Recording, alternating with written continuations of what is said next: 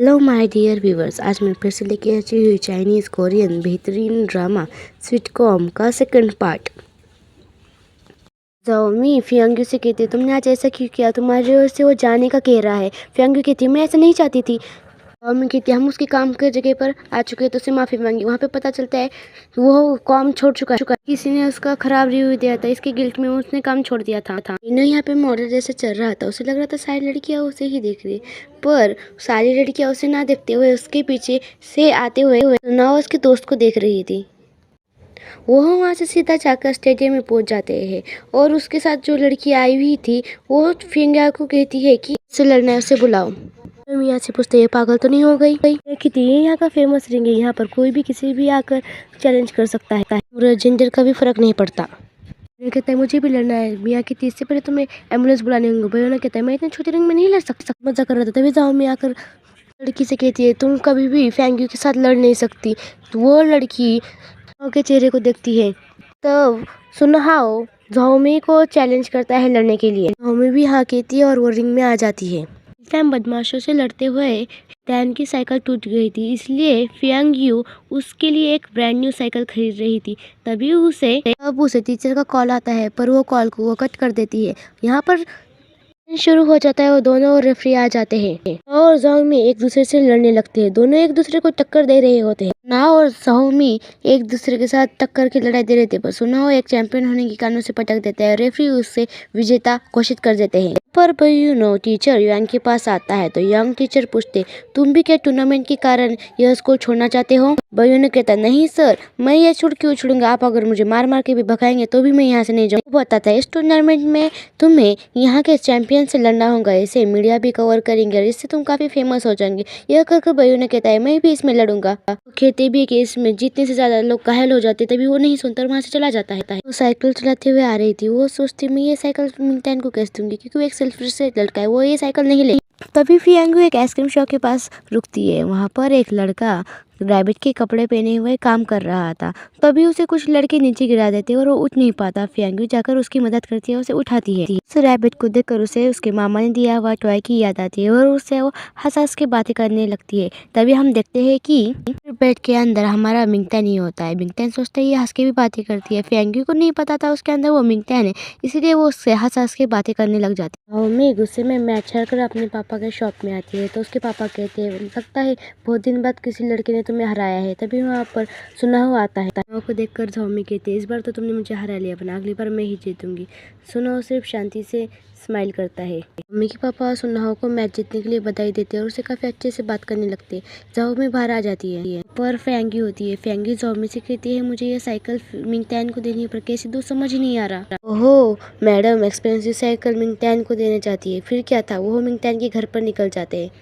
पर मिंगटैन और मिया साथ में घर पे आ रहे होते हैं। को मिंगटैन पे क्रश होता है, इसलिए उसने उसके काम की जगह ढूंढ ली थी और वहाँ से सीधा उसके साथ घर पर आने के लिए निकल गई थी। मिया उन्हें देखकर कहती है, जब मिया घर पे आ सकती है तो हम भी आएंगे। मिंगटैन कहता है, मेरा घर छोटा है, आप लोग कंफर्टेबल नहीं होंगे। वहाँ पर उसके छोटे भाई बहन आ जाते हैं। उसका भाई फियांग्यू का बड़ा फैन होता है, इसलिए वो उसे घर पर आकर उसकी अच्छे से खातिरदारी करने लगते हैं। उसके घर में आकर उसका अपने घर के बारे में कंपेयर करने लगती है और उसके बारे में उसे बुरा लगता है।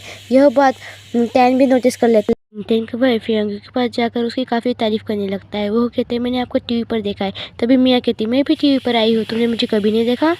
ये पूछते, आप कौन से चैनल पर आते हैं, हमने तो आपको कभी नहीं देखा। यहाँ पर मिया की नाक कट जाती है। वो सब मिलकर कार्ड्स खेलने लगते हैं। फियांग्यू को कार्ड खेलना नहीं आता था, इसीलिए वो हारने लगती है। फियांग्यू हार रही थी, यह मिंगटैन भी किचन से देख रहा होता है। भी मिंगटैन का भाई फियांग्यू से पूछता है, आप फाइट करते हैं, आपको डर नहीं लगता आपको चोट लग जाएंगी?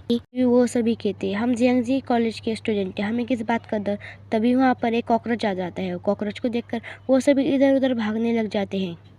तो डर के कारण इधर उधर भागने लग जाती है। तभी मिंगटैन वहाँ पर आकर कॉकरोच को पकड़ने लगता है। तो इतना डर जाती है, वो जाकर मिंगटैन को चिपक जाती है। यह देखकर मिया जल जाती है और उसे तुरंत कहती है उसे नीचे उतारो। तैन भी उसे नीचे छोड़ देता है। फिर फियांग कहती है तुमने मुझे टच कैसे किया? मेरी माँ, मैंने तुम्हें टच नहीं किया, तुम आकर चिपक गई थी। तभी उसके भाई ने वो कॉकरोच को पकड़ लिया था। वो छोटे से घर में वो हंसी कूद करने लग जाते हैं। सभी अपने अपने घर के लिए निकलते हैं। फियांग मिंगतैन को वो साइकिल देते हैं। वो कहती है पुलिस की वजह से तुम्हारी साइकिल टूट गई थी, यह साइकिल हमारी तरफ से। मिंगतायन साइकिल को नहीं लेता। वो कहता है ये काफ़ी एक्सपेंसिव है। मिंगतैन से पूछते है तुमने मेरे साथ फाइट करने के लिए ना क्यों कहा? मेरे से कोई भी फाइट नहीं करता, जो मेरे से फाइट करता है उसके स्कूल में रिस्पेक्ट बढ़ जाती है। मैं चाहती थी तुम्हारी भी स्कूल में रिस्पेक्ट बढ़ जाए। कुछ सोचता है और कहता है मुझे फाइट वाइट में नहीं पड़ना। फियांग वहाँ से चली जाती है। टैन उस साइकिल को देखते हुए उसे टच करता है। तभी हमें उसका फ्लैशबैक दिखाया जाता है। वो पहले बॉक्सिंग करता था। उसके मास्टर यानी उसके पापा ही थे बेहतरीन फाइटर बॉक्सर थे। एक दिन वो अपने कॉम्पिटेंट को रिंग में मार रहे होते हैं। तभी उसका सामने का कॉम्पिटेंट उसके एक पंच के कारण रिंग में ही मर जाता है। तय उनकी वजह से मरा है, इसलिए वो शराब पीने लगती है। उन्हें इसका काफ़ी अफसोस था।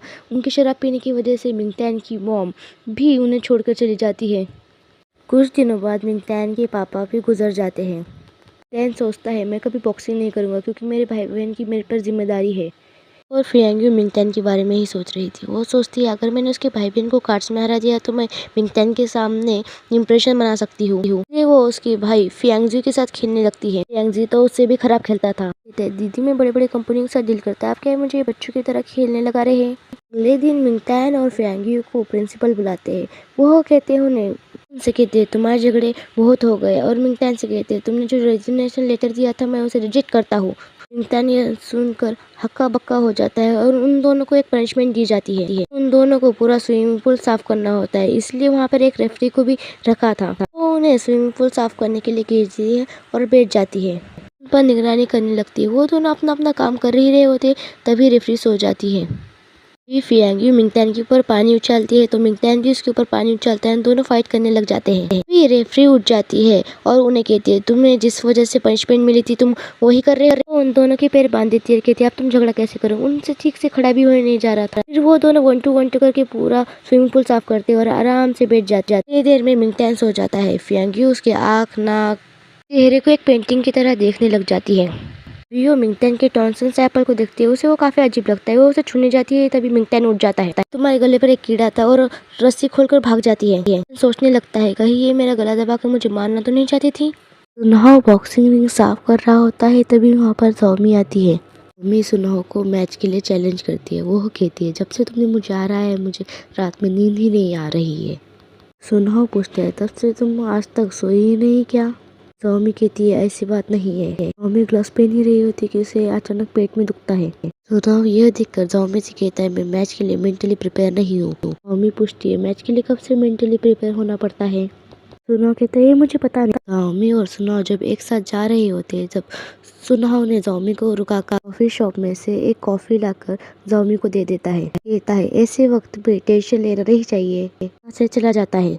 जॉमी सोचती है इसे मेरे प्रॉब्लम के बारे में कैसे पता, ये तो काफी अच्छा लड़का है। और फियांगी मिंगतैन के बारे में सोच रही होती है। वो सोचती है मैं मिंगतैन के बारे में क्यों सोच रही हूँ, मुझे क्या हो रहा है, मैं पहले तो ऐसी नहीं थी। फियांगी मिंगतैन के बारे में सोच रही होती है तभी पीछे से आवाज आता है तुम मुझसे प्यार करती हो। दौड़ के आ जाते हुए आपस में बातें कर रही थी। सोचते मैं शायद उससे सच में प्यार तो नहीं करने लगी। ध्यान उसके भाई बहन एक शॉप में आते हैं। वहाँ पर जाते हुए उन्हें एक लड़का दिखाई देता है। बाहर आते हैं तब वो लड़का उनके सामने आ जाता है। लड़का अकड़ू होता है। अकड़ू कहता है कैसे हो मिंगतैन? थे तुम्हें मैं स्कूल में कैसे पीटा करता था, तुम मेरे पंचिंग बैग थे। लड़का मिंगतैन को स्कूल में काफी बुली करता था। इतने डरपोक, तुम्हारा एडमिशन जाओजी कॉलेज में कैसे हो गया? और मैं तो शौक ही हो गया जब तुम वहाँ के फियांगी से लड़ रहे हो मुझे पता चला। कहते चलो स्कूल की यादें याद कर लेते हैं और तुम्हें मैं एक पंच मार देता। तभी मिंगतैन का भाई उसके पास आके उसे मारने लगता है तो वो उसका गला ही पकड़ लेता है। उसे मारने के लिए अपनी मूठ कस लेता है पर बाद में शांति से कहता है मेरे भाई को प्लीज तुम छोड़ दो। अकड़ू कहता है देखो छोटे तुम्हारी इतनी हिम्मत भी नहीं है तुम्हारे बड़े भाई में। कहते तुम घुटनों पर बैठकर मुझसे इसे छोड़ने के लिए कहो। मिंगतैन कर भी क्या सकता था, वो घुटनों पर बैठकर अकड़ू से कहता है मेरे भाई को प्लीज तुम छोड़ दो। अकड़ू उसे लात मारकर वहां से जाने लग जाता है। अगला पार्ट देखने के लिए चैनल को सब्सक्राइब कीजिए, लाइक कीजिए और कमेंट कीजिए।